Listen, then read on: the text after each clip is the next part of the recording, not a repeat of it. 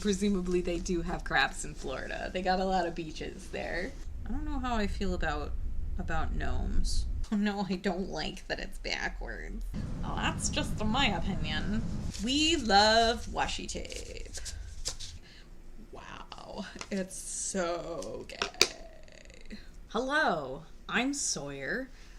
Today I'm going to be making some cards for Pride Month, in advance of Pride Month, for friends and family members. And I'm going to be talking about being queer and what that means to me. So disclaimer, if at any point I say something that you disagree with about being queer and like what it means to you, just take it with a grain of salt. These are my opinions. Hopefully I don't say anything too controversial. So I'm going to be making cards. I have some washi tape. I have a book of stickers. I have fancy pens. I have my my addresses, and each card, spoiler to friends and family, if any of you watch this, but each card is going to come with one of these cute little pride pins. So like they look like they're all different, but I like that, or like this one. It's so cute.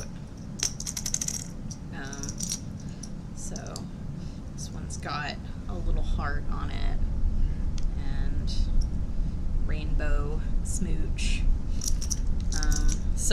And they're just an inch. They're really tiny, so I thought it would be good to send them through the mail. It wouldn't cost more than a stamp to send them. There go the cats.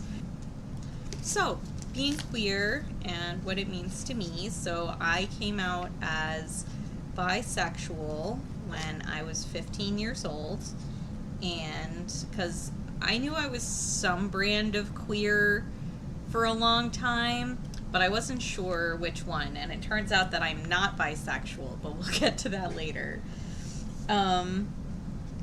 So I came out as bi when I was 15, and I got a lot of nonsense about being bisexual. People were, this was in the early 2000s, so people were pretty harsh, but my family was behind me, which was great.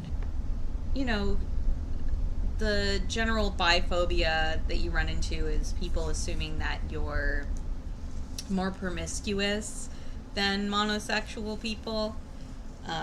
So there was a lot of that, and in my high school, people were very much like, oh my god, were you holding that girl's hand? Because at the time, I thought I was a girl. Like, oh my god, were you holding that girl's hand? Are you gay? Are you gay? And it's like, yeah, I'm bisexual. Do you not know this yet? But then, when I was 28, I realized that I was not bisexual, but in fact that I am biromantic asexual. And for people who don't know what that means, biromantic is when you experience romantic attraction to people of your gender and other genders, and asexuality can mean different things to different people, but for me it means that I just don't experience sexual attraction to anyone. And there are a lot of different labels under the asexual umbrella. But I am what is known as autocorasexual, and if you want to look that up, you're going to know a lot about me that I'm not going to go into detail about in a YouTube video. But yeah, so that's me. And then I have to say, so like I got a lot of nonsense coming out as bisexual, but then I got like 3 times as much nonsense being out as asexual. Like, people are incredibly doubtful about it and confused about it because most people haven't heard of asexuality, and a lot of people, even in the queer community, just don't think that it's real, or they think that it means that you're not queer. They think that you don't belong in that community, which obviously I disagree with. I consider myself queer, and not just because of gender nonsense. So yeah, but yeah, I did experience a lot of ridiculousness because of my asexuality. Like, people will just interrogate you. They think, because, you know, like, a lot of queer people don't feel like they want to educate non-queer people, or even queer people who aren't aware of different labels. And, like, that's totally fine. I understand it's exhausting to have to educate everyone about it. Like, a lot of times you just want to say, I'm queer, and not go into detail, and that's fine. But I'm someone who does want to educate people about it most of the time. But it means that people feel entitled to your personal life. They want to know about your sexual history, because a lot of people don't think that asexuality is real. They're like, have you just not found the right person? It's like, well, you know, I'm 37, I feel like, at this point, you know, and I've had several long-term relationships. But even so, like, for me, I didn't figure out that I was asexual until I was 28, because I didn't really understand that it was a thing. I was one of the people who was like, is that real? Like, people really feel that way? And I actually had a friend suggest it to me when I was in a relationship, and I was like, that can't be me, because, like, you know, I've enjoyed certain things before. But then come to realize later on, it's like, okay, you may have enjoyed these things, but not in the same way that other people enjoy them. You see how I'm, like, dancing around this? We're not going into detail. But maybe not exactly the same way. And I realized that, like, I've never looked at a person and been like, I want to sleep with that person. Like, I literally have never experienced that. It's always been like, well, I'm not going to go into too much detail, but realizing, you know, hearing about the fact that maybe romantic attraction and sexual attraction can be something different, that was a game changer for me, because I'm like, oh, this whole time I thought that romantic attraction equaled sexual attraction. So I thought, you know, if I'm romantically attracted to this person, then I must be sexually attracted to them. It just follows. They go hand in hand. But it is not so. So I do feel romantically attracted to some people, but I never feel sexually attracted to anyone. No offense. But yeah, so that's what asexuality means to me. It just means that I just don't feel those feelings. So at age 34, I started questioning my gender identity. And it took me about a year to come to the conclusion that I only thought I was a woman because everyone had told me that my whole life. I didn't really feel like a woman. I felt like no gender. So I'm non-binary, and non-binary is an umbrella that encompasses a lot of different gender identities. So you have, you have people, you have gender fluid people, you have agender people like me, you have You have bi-gender people. So, like, there's a lot of different ways to identify as non-binary. And some people just say, I'm non-binary, and that's it, and I'm not going to go into any further detail. And that's totally fine. So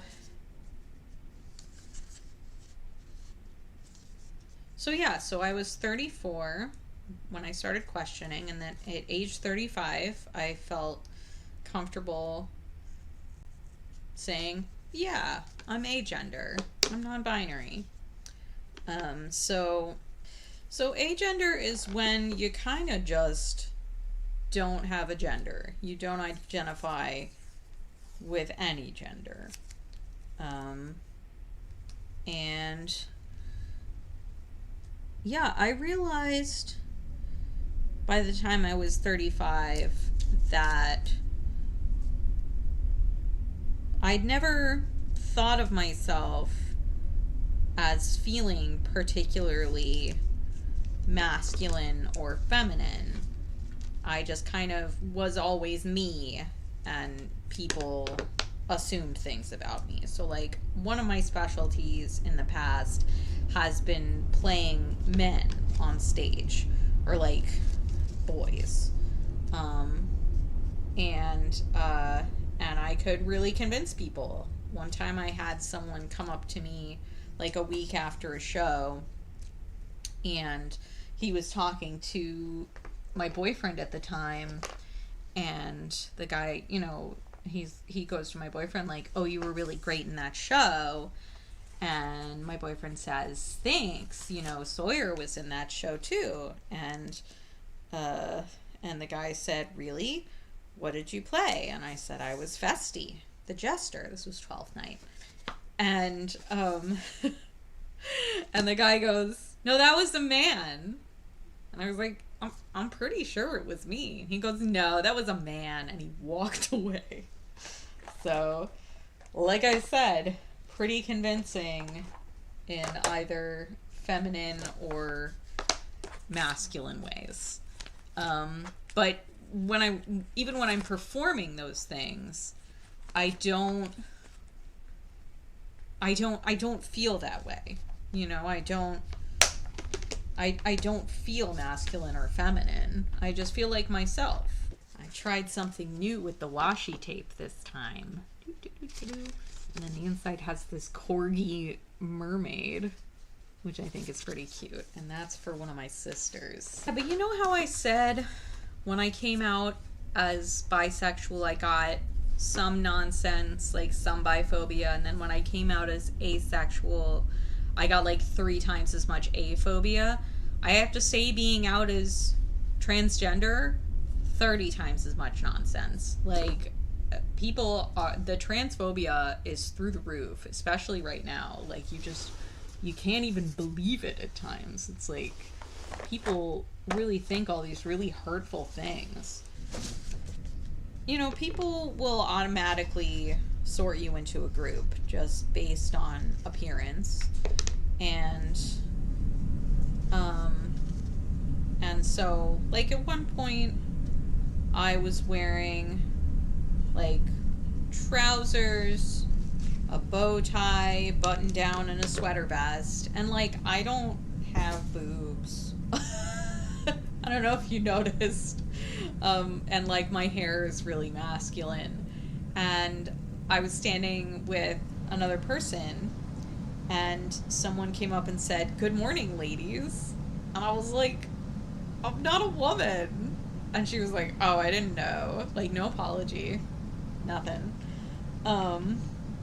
And so I've had to become a little firmer when I'm correcting people. And that really sucks. I think there's no reason to gender good morning. You can just say good morning and smile and wave. And you don't need to add any gender into that. But that's just my opinion. I've started designing these t-shirts for like Redbubble and TeePublic and Cafe Press and stuff like that. And a lot of them are pronoun t-shirts because I feel like, you know, you can never have too many good pronoun t-shirts. Everyone should use them so that we know your pronouns. And when you search on Cafe Press for pronouns, half of the shirts contain pronouns, and the rest of the shirts say, I don't care about your pronouns. And it's just like, to hate people enough that you want to disrespect them with a t-shirt. You know, that's really sad. That's a really sad way to live your life. That you're going to wear a t-shirt that is just deliberately transphobic. You know, what are you doing with yourself? That's just sad. That's a sad way to live life. And I feel sorry for those people.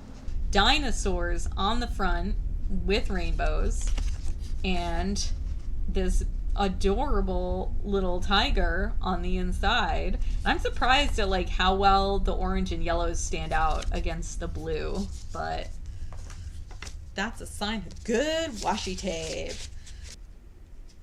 There's a lot of discourse going around that I disagree with, that queer is a slur and we shouldn't use it. And here's the thing.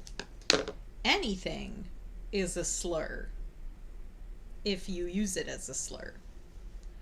So if you're using a word to harm a marginalized group, then guess what, buddy? You slurred.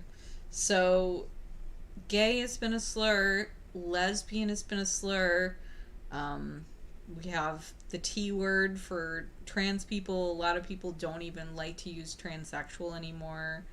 Though some people I know do identify with that, and like, they're valid. Everyone's valid. But queer has been a slur, true, but it's also considered the like established academic word for LGBTQIA plus people. And Q is in that list of letters. Q meaning queer. So get with it. Honestly, like, I think that when people go around saying that queer is a slur, like, that's TERF rhetoric. Like, steer clear of that, folks. That's like TERF talking points, and you're better than that. So stop arguing with me that queer is a slur and you don't like to hear it. I'm like, if you're not in the queer community, and like, even if you are in the queer community, like, be welcoming. If people want to reclaim a word, which I do, then let them reclaim it. Don't argue with them about it. You know, it's just really disrespectful to be like, well, I don't like you reclaiming that word because that word is one that I consider a slur. They're all slurs, honey. All of them. They're all slurs. So, and every time we create a new word for ourselves, someone finds a way to slur it. So just leave people be. That's what I have to say. For those not in the know, a TERF is short for Trans Exclusionary Radical Feminist. And there are a lot of them around. There are a lot of people who are using feminism as a guise for transphobia. How yucky is that? We don't like that. So I'm not going to go into the famous people who are like that because I don't want to stir up trouble. But if you find yourself, you know, Google TERF, Google TERF talking points, and you'll kind of see, like, you might have bought into some of that rhetoric without even knowing about it. Because there are certain dog whistles that they use, and it might sound innocuous, but then you realize, like, oh, I'm not using inclusive language, I'm using TERFy language, and we don't want to do that. That's no good. And I assume that if you are watching this, then you at least do not hate trans people, because I am one of those. Or if you're hate watching this, like, why? Like, why waste your time? It's just me talking about gender and making cute cards. I hope no one's hate watching this. Don't do that to yourself. That's just depressing. I got these amazing stickers that are like animals dressed in people clothes. Obsessed. I've got a fever, and there's only one cure. More washi tape. Yeah, making cards is a lot more distracting than crocheting, I'll tell you that much. I was gonna talk about being queer. I'm gonna finish this card, and that's gonna be the end of recording. Let me tell you what a pain in the butt changing your name is. So, like, if you're trans and you change your name, like, the sheer amount of steps you have to go through to change your name on literally everything in your life. Like, not just the major things like your social security number and your ID and everything. It's just like every little thing you can think of, you have to jump through a million hoops. You know, like, do you understand? Like, PayPal required me to fax them something. Okay? Like, in order to change my name. And I don't know. Like, there's this whole thing about people not understanding that trans people exist. I'm gonna put this way. Like, I went to DSW fully wearing men's clothing, no boobs on my chest, just looking like a dude with my butch haircut, and as I was checking out, they're like, do you have a rewards card with us? And I'm like, I do, but it's probably under my dead name. And they said, oh, okay, we can change the name. So she calls it up, and then she says, what's the new last name? And I just feel like dead name insinuates that I'm trans. Never mind, like, the whole gender thing that's going on. But I guess it's just not obvious to cishet people who haven't met queer people before and who haven't met trans people before. Like, if you're like indoctrinated to the queer community and you know some queer people, you realize that there are certain signs in someone's appearance that they give off that signals to other people that they are queer. Look at how cute. This is my favorite washi tape for Pride. Like, look, it just has all of these symbols and words, and it's just like everything's unique. And then this is the inside, and it has this cool sheep in a business suit. So this is the last thing I'll say, because I'm almost done here. I had this experience at a former workplace where a coworker used a homophobic slur against someone while talking to me. Not against me, but against someone that they knew. And I obviously reported this. Not only is it unacceptable to use homophobic slurs, but it's also extremely unacceptable to use them in a workplace. So I reported her, and, well, first off, my supervisor, who I had not come out to, gasped and said, "But you're gay!" And I'm like, thank you for noticing. But, then, when I spoke to HR, the woman in charge of HR said, was listening to my story, and I said, and it's especially egregious because I'm queer. And she goes, "You're queer?"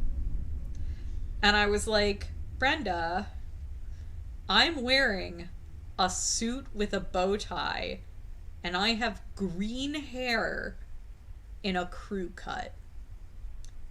And she was like, and that means you're queer? And I was like, Brenda, my whole body is screaming that I'm queer. Like, nothing about my outfit or appearance suggests that I'm straight. And she was like, oh, you know, I never knew that there were signs like that. And I'm just like, how sheltered. So that's the end of the video. I made 4 cards, and it took a little over an hour. So just a short video. I'm going to edit it down. Hopefully it won't be longer than like 20-25 minutes, but if it's half an hour, then I'm sorry. But that's how long all of my videos are so far.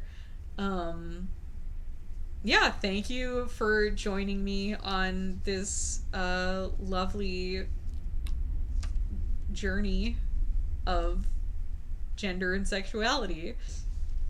I hope that it has been enlightening and fun. So next time I'm hoping I can get my sister on as like a guest star, and I'll be working on making a blanket. Be working on making a blanket, and my sister will be joining me, probably. So we might talk about theater again. We'll have to see.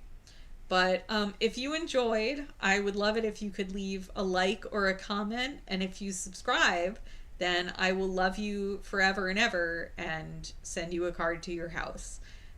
If you give me your address, which you probably shouldn't if you don't know me. But if you do know me, message me, give me your address, and I will send you a card for Pride Month. Okay.